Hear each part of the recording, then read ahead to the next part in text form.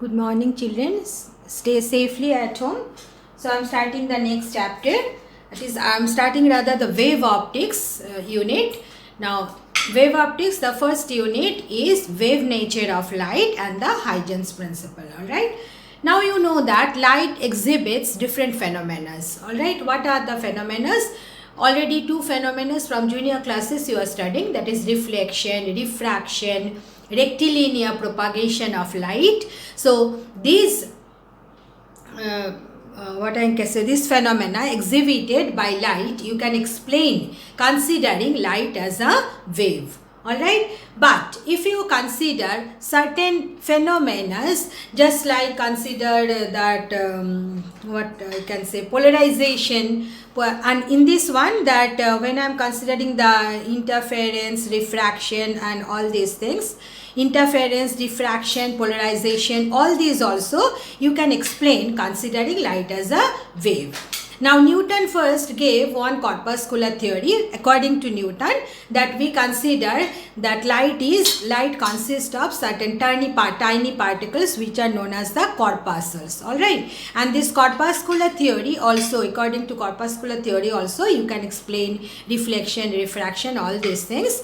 But if you want to explain certain phenomena exhibited by light, that is specially interference, diffraction, polarization, then if you consider light as a particle, tiny particle, then you will not be able to explain that. You can explain these phenomena, interference, diffraction, polarization, just by considering light as an electromagnetic wave. Alright, now you know that in the ray optics chapter what we have considered, that light we represented by rays, light rays. I hope you can remember the diagrams, the ray diagrams we have drawn. How we have drawn? We have considered that light can be represented by a ray. Alright, the arrow gives the direction of propagation of light and that path. The path will be the straight line. Alright, and we have considered that light propagates along a straight line. That is a rectilinear propagation of light. Okay, but in wave optics, we consider light as a collection of wave front. Means suppose if you consider light as a wave, the how you are getting the wave, as if certain wave fronts are arranged one after another, and that will give you the wave nature of light. Alright, so we have to know first what is a wave front. Alright, now what is a wave front? When light propagates through a medium, then if you consider any surface in that medium, then if the surface is such that all the particles lying on the surface, they are in their same phase of oscillation, then we consider that surface as a wavefront. I repeat, means you have taken such a surface, on the surface all particles lying are in same phase of oscillation. Phase of oscillation already in 11th standard in SHM chapter, detailed you studied. So I am not going to again repeat that. So when all the particles lying on a surface are in same phase, then that surface is known as wavefront. Definition of wavefront everyone should learn. Alright.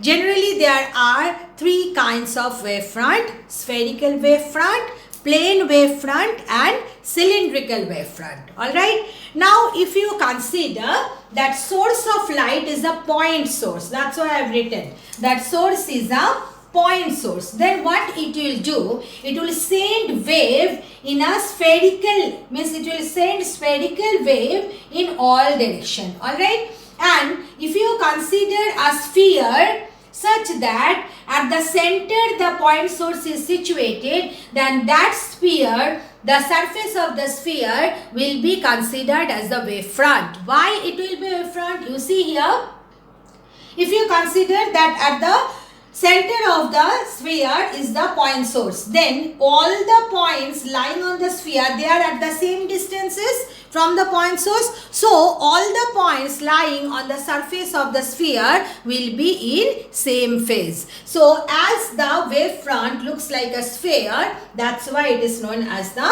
spherical wavefront. Alright. So spherical wavefront, which kind of source can produce? A point source can produce spherical wavefront. Alright. Now, for spherical wavefront, amplitude of the wave at any point, okay, it is inversely proportional to the distance. R is the distance, alright, and intensity I of the wave, it is inversely proportional to square of the distance. Clear? So, what you will learn the definition of wavefront, and for spherical wavefront, these are the 2 points you have to learn. The spherical wavefront, which source can produce? A point source can produce. And for spherical wavefront, amplitude is inversely proportional to R, means A proportional to 1 by R, and intensity is inversely proportional to square of the distance from the point source. Now next kind of wavefront is cylindrical wavefront. Now cylindrical wavefront is produced by a line source. So you see, if this is the source, if this is the line source, then if you consider a cylinder in such a manner that the source is along the axis of the cylinder, then you see on the surface of the cylinder all the points are at equal distance from the source. Alright, so as all the points are equidistant from the source, so they will always be in the same phase. So you can say a line source always produces a cylindrical wavefront. Alright, point source produces spherical wavefront and the line source produces cylindrical wavefront. And for line source, amplitude of the wave is directly proportional to square root, inversely proportional to square root of the distance, and intensity is inversely proportional to the distance. Alright, so here A proportional to 1 by root R or I proportional to 1 by R. Is that clear? The next kind of wavefront is the plane wavefront. Now the source may be a point source, the source may be a line source, but if the source is at infinity, you just try to understand it. You just consider this is a spherical wavefront. Alright, just you can look at. Now the moment I will increase the radius, you just see the moment I am increasing the radius, what is happening to the surface? It is becoming almost parallel, isn't it? So when the surface will be at infinity, the source is at infinity, then you see the surface will become a plane. So that's why when any source is at infinity, it may be a point source or it may be a line source. If they are at infinity or far, very far away from the point of observation, then the wavefront is a plane wavefront. Alright, and when it is a plane wavefront, then you see what happens to the amplitude and intensity of the wave. Amplitude and intensity of the wave remain constant, means at all the points amplitude and intensity remain constant. Alright, now here when I said wavefront, then how we can connect the wave optics and ray optics, because you know in ray optics light is represented by rays, and in wave optics light is represented by a series or by a collection of wavefront. Alright, so you see, if you draw a perpendicular to the wavefront, that along the direction of propagation of the wave, that represent the ray. Alright, that's why for a spherical wavefront you will see the rays are along the radius. Alright, radius of the sphere. And for cylindrical wavefront, if you consider the rays are perpendicular to the surface. Alright, so you see these are the wave rays. These are the rays. And for plane wavefront, again if you consider a line perpendicular to all the planes, that will represent the ray, light ray. Alright, so these are the basic concept related with wavefront and rays. Very, very important for your exam. I repeat, you must learn the definition of wavefront and you must learn the two points as I discussed related with the spherical wavefront, cylindrical wavefront and plane wavefront. Now the next very important topic, that is Huygens principle. Alright, Huygens suggested the one theory, actually he gave in the form of three rules, that by which we can construct, geometrically we can construct the wavefronts. Alright, now the first rule of Huygens principle is that, just you first I am explaining and then the statement I will say. That if you consider any wavefront at any instant of time, suppose I have considered a part of a spherical wavefront, alright, then you see, you may consider that there are different points on this line, isn't it? Now, each and every point will behave like a source. Alright, so here you see all the points they are touching each other, so I cannot draw the diagram properly. So that's why I am taking the points at equal distance. But remember that every point on the wavefront, they act as a source of a new wave. Alright, means if you consider this point, then it is just emitting another spherical wave. So this one again emitting another spherical wave. So again, if you consider any point here, you see it is emitting a spherical wave. So what you can consider, that here you see I am just drawing by hand, that's why all the spheres actually they should be of the same size, but I cannot maintain that. Okay, so you see here, this is the meaning of the first statement of the Huygens principle, that if you consider all points on a wavefront, then the points, they behave like a source, new source of the wave, and all of them, they emit a fresh waves. Alright, now these fresh waves, this dotted circle, they are known as the secondary wavelet. Alright, so as you know that you cannot change the statement of any law or given by any scientist, that's why you have to learn the sentence as it is given by Huygens. What is given? That every particle of the medium situated on the wavefront, so you see, situated on the wavefront acts as a new wave source from which fresh waves originate. Alright, these waves are called secondary wavelets. Means these waves, the dotted circles I have drawn, actually they are the spheres, because three-dimensional diagram I am drawing in 2 dimension, they are known as the secondary wavelets. Now, the second statement given by Huygens is that the secondary wavelets, secondary wavelets are what? The new fresh waves emitted by all the particles on any wavefront. They are the secondary wavelet. Alright. Now these secondary wavelet, they move in all direction with the same speed as that of the original wave. Okay, original wave, if it is moving with the speed v, if it is in air or free space, it will be c, and in any other medium it will be represented by v. Then the secondary wavelet also move in all direction with the same speed as that of the original wave. Alright, so what is the statement? The secondary wavelets travel in the medium in all directions with the speed of the original wave. Okay, what will be the speed of the secondary wave? Same as that of the speed of the original wave. Alright.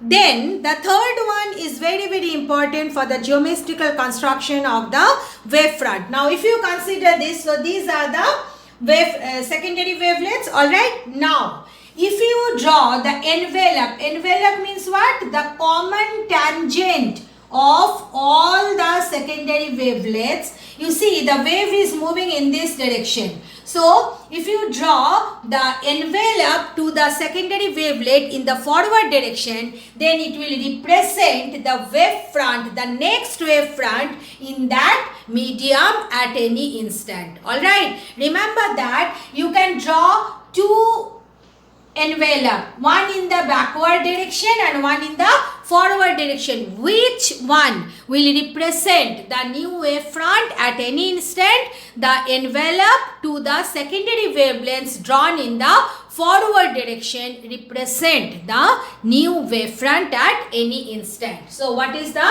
third statement? The envelope of the secondary wavelengths in the forward directions at any instant gives the new wavefront in that medium. So once again I am repeating that this topic, Haydn's principle, all these three statements very important for your board exam. So you must learn it, write it, practice it and remember it till your board exam. Now when a plane wavefront fall on different medium, alright, then after reflection and refraction, what will be the nature of the wavefront? That we have to understand now. So you see here that incident wavefront is always plane. Okay. Now suppose it is falling on a plane reflecting surface. Means suppose it is a plane mirror. Alright, then after reflection, what will be the nature of the wavefront? It will be plane only. Now, suppose a plane wavefront is falling on a plane refracting surface. Plane refracting surface means it is a glass slab. Alright, it is a plane reflecting surface. Then, after refraction, what will be the nature of the wavefront? Plane. Now, when a plane wavefront fall on a prism, then after refraction, what will be the nature of the refracted wavefront? Plane. Alright, but you have to remember these last three cases, that when a plane wavefront fall on a convex lens, then after refraction, the wavefront becomes spherical but converging. But in case of concave lens, when the incident wavefront fall on a concave lens, after refraction, the wavefront becomes spherical but diverging. And when the plane wavefront fall on a concave mirror, then after reflection, the wavefront become spherical and converging. So these are the points you have to remember. And out of all the six, these three are the most important one. So you must remember the nature of the reflected or refracted wavefront when a plane wavefront is falling on different kind of medium. Next is coming the concept of optical path. Alright, what is the concept of optical path? If you consider that light travels a distance d in certain time in any medium, then in the same time light will travel a distance of n into d in air or free space. Alright, so how you can do that? Let us consider that light is traveling a distance big D in a medium whose refractive index is given by n. Alright. Now you see, if the refractive index we have denoted by mu everywhere, no? Okay, so let me change it. So let us consider that refractive index is mu. Then you know that mu is given by C by V. So what will be V then? V will be C by mu. Alright. So what will be the time taken by the light to travel this distance? You know that time is distance by speed. So distance is d and speed is v. So you can write it. It will be mu into d by c. Just you see v is c by mu. So what will happen to mu? Mu will come up. So it is mu into d by c. Alright. Now, in the same time t, if you want to find out what is the distance traveled by light in air, it will be in air, you know, velocity is c. So it will be c into t. Okay, distance travel is speed into time. So c into t. Now you substitute c. C is equal to mu d by c. So c cancel. So what are you getting? Mu into d. So this mu d is known as the optical path. Very simple to understand. That suppose, as for example, I am telling that in glass you know what is the refractive index? 1.5, isn't it? So suppose light is traveling certain distance in certain time, not distance, in certain time the light is traveling 5 centimeter. Okay, in glass 1.5 refractive index. Then in the same time, how much distance light will travel in air? It will be 5 into 1.5 centimeter. Alright, that is the concept of the optical path. So this mu d is known as the optical path of light. Alright, so you may get 1 mark or 2 marks